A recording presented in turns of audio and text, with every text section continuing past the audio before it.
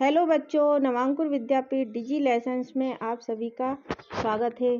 आइए बच्चों, आज हम कंप्यूटर की जानकारी टॉपिक का अध्ययन करेंगे।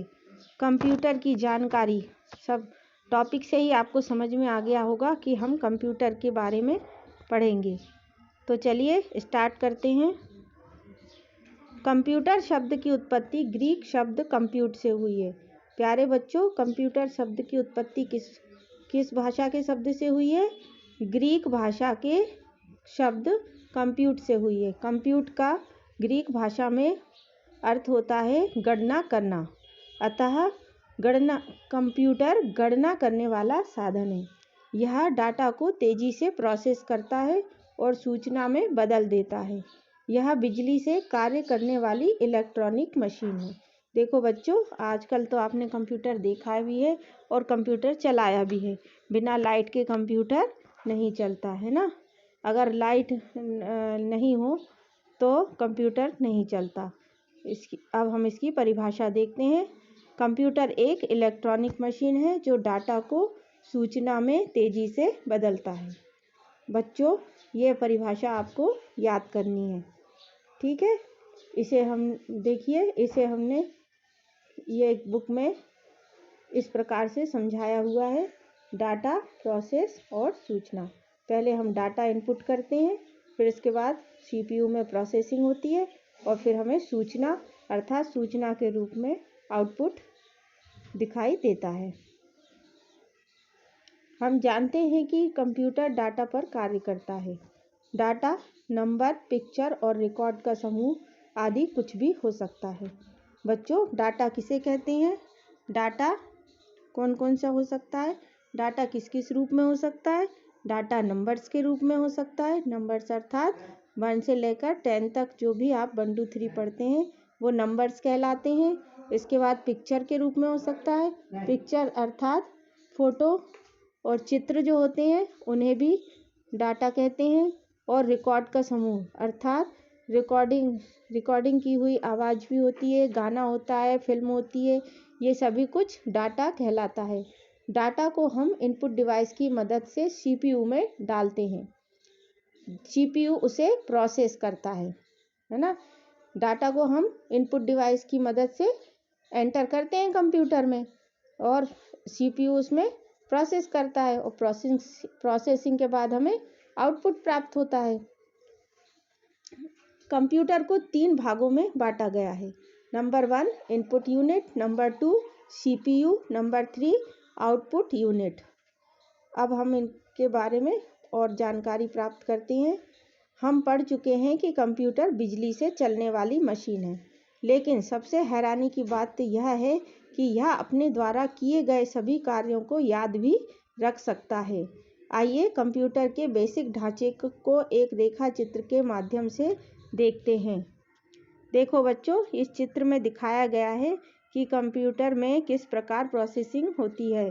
पहले हम डाटा इनपुट डिवाइस के द्वारा एंटर करते हैं, तो इसके पश्चात सीपीयू में प्रोसेसिंग होती है। प्रोसेसिंग किस प्रकार होती है? देखो, पहले डाटा इनपुट किया तो कहाँ पर गया?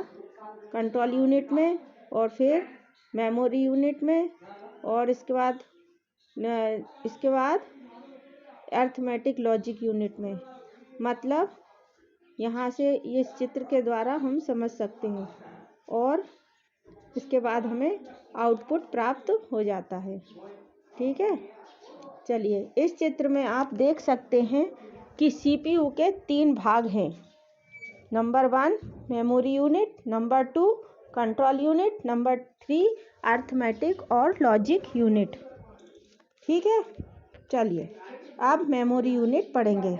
मेमोरी यूनिट की मुख्य विशेषता है कि वह सूचना प्रोग्रामिंग को स्टोर करता है और निर्देशों का पालन करता है। कंप्यूटर में मेमोरी 2 प्रकार की होती है। नंबर 1 आंतरिक मेमोरी, नंबर 2 बाह्य मेमोरी।